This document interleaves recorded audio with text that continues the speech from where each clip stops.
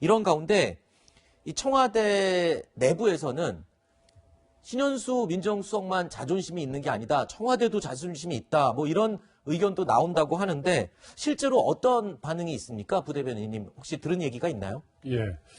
사실 이제 뭐 당에서는 이 문제에 대해서 네. 뭐 이렇다 한 어떤 논평을 내거나 입장을 내지는 않고 있습니다. 네네. 그거는 첫 번째는 이제 아직도 좀 불명확한 것이 신현수 수석의 정확한 이제 의사가 뭔지, 그래서 과연 검사장급 인사의 결과 내용에 대한 어떤 뭐 좀 불만인지, 아니면은 제가 되는 과정에서 절차에서의 어떤 문제였는지, 이제 이런 부분들을 좀 좀 따져봐야 될 부분들이 좀 있는 것이고요. 근데 이제 기본적으로 이제 이것이 장관과 어떤 수석비서 간의 어떤 문제이기 때문에 이게 이렇게 좀 크게 논란이 될 문제인가라는 생각도 기본적으로 갖고 있습니다. 그래서 이제 어떤 것이냐면 미국 같은 경우는 이제 대통령 외에 다 이제 비서지 않습니까? 네. 예, 그래서 장관도 이제 세크리티라고 이렇게 하고 비서라는 개념인데, 우리 같은 경우는 청와대에 비서가 따로 있고, 네. 장관은 또 이제 국무회의를 구성하는 국무위원이란 네. 말입니다. 그래서 이제 기본적으로 검찰의 인사 문제는 장관이 제청하고, 네. 이제 대통령이 제거하는 것인데, 이 과정에 비서가 당연히 들어가겠죠. 옛날에 네. 승지가 하는 역할, 이런 게 있겠죠. 이제. 근데 그게 과연 어느 정도의 어떤 역할인가. 네. 이 부분에 대해서는 과거에는 민정수석들이 굉장히 힘이 셌지 않습니까? 네. 근데 이제 문재인 대통령 들어와서 대통령의 어떤 뜻을 변화시킬 만한 이런 이제 역할들까지는 아니었고, 네네. 또 이제 신현수 수석 같은 경우도 기본적으로 문재인 대통령과 검찰 개혁의 어떤 큰 뜻에 대해서는 동의를 하시는 분이기 때문에, 네. 그래서 이제 과연 이제 이 과정에서 이렇게 논란이 되면 큰 논란이 될 만한 네. 어떤 내부적 이견이나 갈등이 있었겠느냐, 이런 데서 아직 확인되지 않았기 때문에 네. 당에서는 아직 이제 입장 표명을 하지 않고 있습니다. 청와대 내부 얘기는 들으신 건 아직 없으시고요. 예. 알겠습니다. 자, 문재인 대통령과 사실 인연도 굉장히 깊은 것으로 알려진 신현수 민정수석인데요. 지난 7일 이 검찰 고위 인사 발표 과정에서 도대체 어떤 일이 있었길래 그렇게 자존심이 상해 못하겠다라고 하는지 그 내용을 과정을 다시 한 번만 저희가 짚어보도록 하겠습니다. 어제 저희가 잠깐 설명드렸던 내용이기도 한데 한 가지 또 추가된 내용이 있습니다. 통상적으로 검찰 인사안은요, 청와대 대통령 민정수석이 대통령에게 그 안을 들고 직접 보고를 하는 것이 통상적인 관례다라고 지금 확인이 되고 있습니다. 그런데 이번엔 아니었다고 하죠. 그러니까 누군가가 민정수석을 거치지 않고 직접 인사안을 들고 대통령에게 가서 보고를 하고 재가를 받았다. 이 부분에서 지금 신현수 민정수석이 소외감을 느꼈다, 섭섭함을 느꼈다라는 건데, 어제까지만 해도 그 이틀 전에 청와대에서는 이 인사안을 들고 간 사람이 박범계 장관이다라고 발표를 했는데요. 오늘 각종 언론에서 이런 보도가 나오고 있습니다. 신현수 민정수석 밑에 있는 민정비서관, 이광철 비서관이 이 인사안을 들고 간 인물이다라는 내용의 또 새로운 내용이 추가가 됐습니다. 그러니까 박범계 장관인지 이광철 비서관인지는 모르지만 누군가가 신현수 민정수석을 건너뛰고 인사안을 들고 간 건 맞다. 그런데 박범계 장관도 장관이지만 이 비서관, 민정수석 밑에 있는 비서관이 들고 갔다라면 얘기가 조금 더 세지는 거 아닌가요? 그러니까 지금 말씀하셨던 것처럼 청와대에서는 민정수석실 내부의 이견은 없었다 이런 얘기를 하면서 이제 박범계 장관이 직접 대통령에게 재가를 받았다는 취지로 얘기를 했습니다만, 지금 말씀하셨던 것처럼 각종 보도에는 지금 신현수 수석을 배제하고 이광철 민정비서관이 직접 대통령을 만나서 재가를 받았다. 그러니까 결국 민정수석이 패싱당했다. 그것도 하급자에게.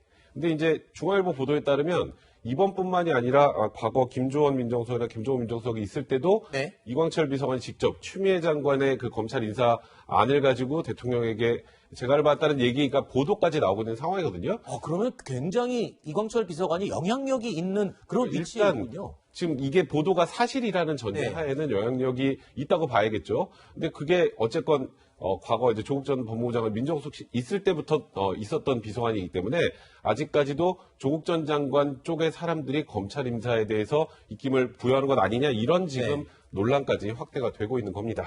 지금 청와대 측에서는 그러니까 인사안이 민정수석실을 거쳐서 간 건 맞다. 하지만 누가 들고 갔는지는 밝힐 수가 없다. 이렇게 얘기를 또 하고 있는 거죠. 공식 확인 내용이 여기까지입니다. 확실한 거는 신현수 수석은 아닌 거고요. 그쵸. 예, 그러면은 보고서를 들고 갈 수 있는 사람은 두 사람밖에 없는 거죠. 박범계 장관, 박범계 장관, 이광철 비서관. 근데 박범계 어제 장관의 발언 중에 인사 결정에 대해서 구체적인 걸 말할 수 없다, 밝힐 수 없다라고 얘기를 하는 걸 봐서 네. 그리고 수석과 좀 더 소통하겠다, 뭐 이런 취지의 발언이 있는 거 봐서는 박범계 장관이 아닐 수도 있다고 저는 그 발언에서 그런 느낌을 받았습니다. 네. 근데 이제 중요한 거는 박범계 장관이 들고 갔던, 이광철 비서관이 들고 들어갔던, 특히나 이광철 비서관이 들고 들어갔다라고, 결재를 가져갔다라고 했을 때는, 그러면은 대통령께서 이거 신수석, 왜 수석이 들고 오지 않았느냐고 먼저 확인을 해야 되는 거 아닌가요? 네. 그런 것이 없이 결재가 났다는 거는 신현수 수석 입장에서는 대통령의 의중이 이러시구나라고 생각을 할 거 아니에요. 그러면은 나를 민정수석으로 임명을 할 때, 그리고 나를 민정수석으로 받아들일 때 했던 뭔가 그 약속들이 있었을 거예요. 근데 그런 것들이 지켜지지 않고 앞으로도 지켜지지 않을 거라고 지금 생각을 하는 것 같아요. 네. 그러니까 결국은 구색 맞추기, 네. 모양새로 나를 민정수석으로 앉혔다라는 생각이 들 것 같아서 저는 그런 게 더 크지, 이게 뭐 자존심 상해서 못하겠다 이런 말을 하면 마치 좀 굉장히 치사스러운 사람처럼 돼버린단 말이죠. 네.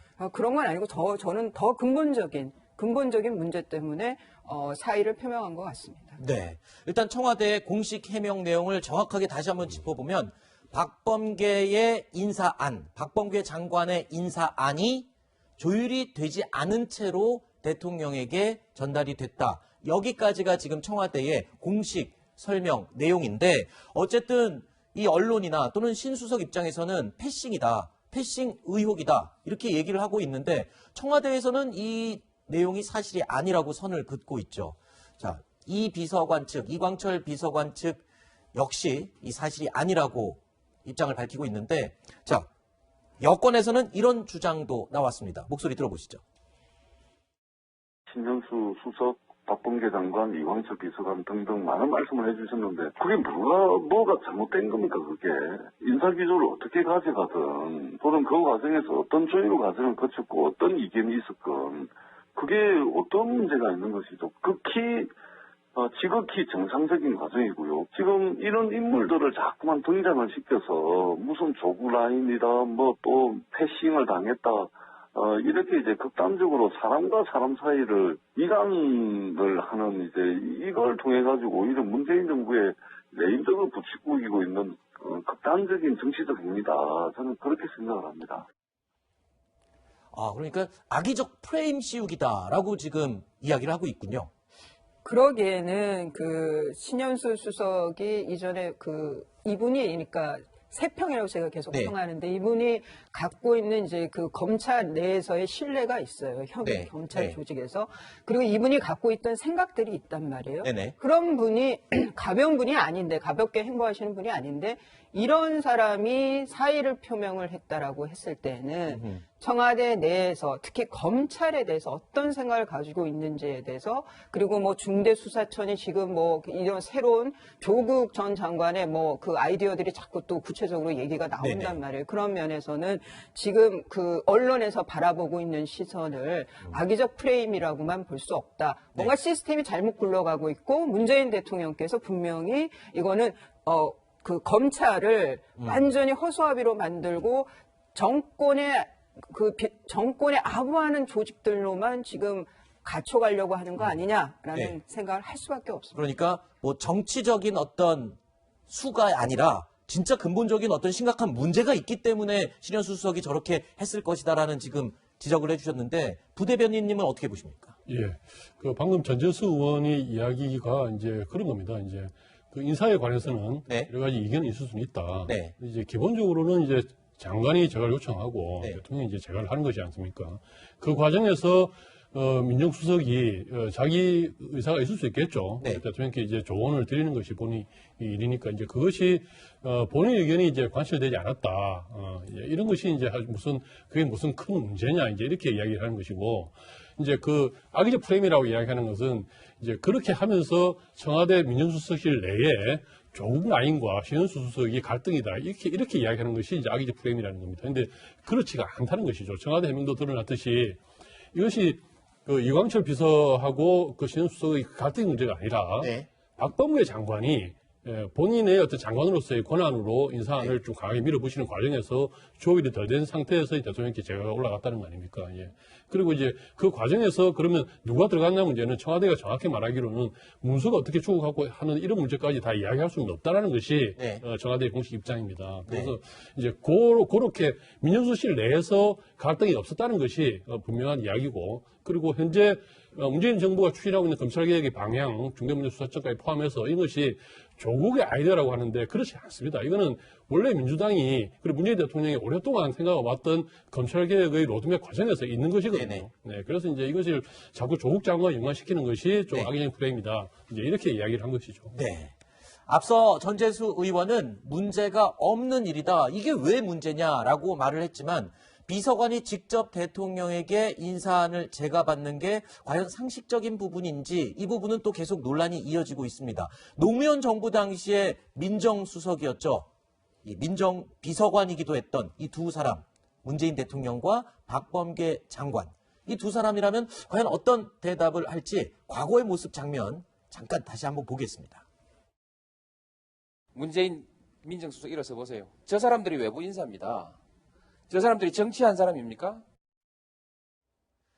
과거의 영상인데 딱 두 분이 화면에 잡혀서 저희가 이 수석과 비서관의 입장으로 화면에 딱 잡힌 영상이 있어서 저희가 준비를 한 건데 신현수 지금 민정수석의 경우에는 저기에서는 사정비서관을 한 거예요. 그렇죠. 네, 다 그러다 보니까 2년이 오래된 2년들인데 그때 2015년에 문재인 대통령 당시에는 그 민주당 대표였습니다마는 그때 무슨 일이 있었냐면 청와대 박근혜 전 대통령 그때 정권이죠. 네. 우병우 민정비서관이 민정수석을 뛰어넘고 김기춘 당시 대통령 비서실장한테 직보하는 일들이 많아지면서 민정수석이 갈등이 외부로 드러난 적이 있었습니다. 그때 문재인 당시 대표가 주장한 것은 대통령이 사과하라였습니다. 네. 그 정도로 이런 거는 청와대 내부에서 시스템에 있어서 중요한 징후인 거거든요.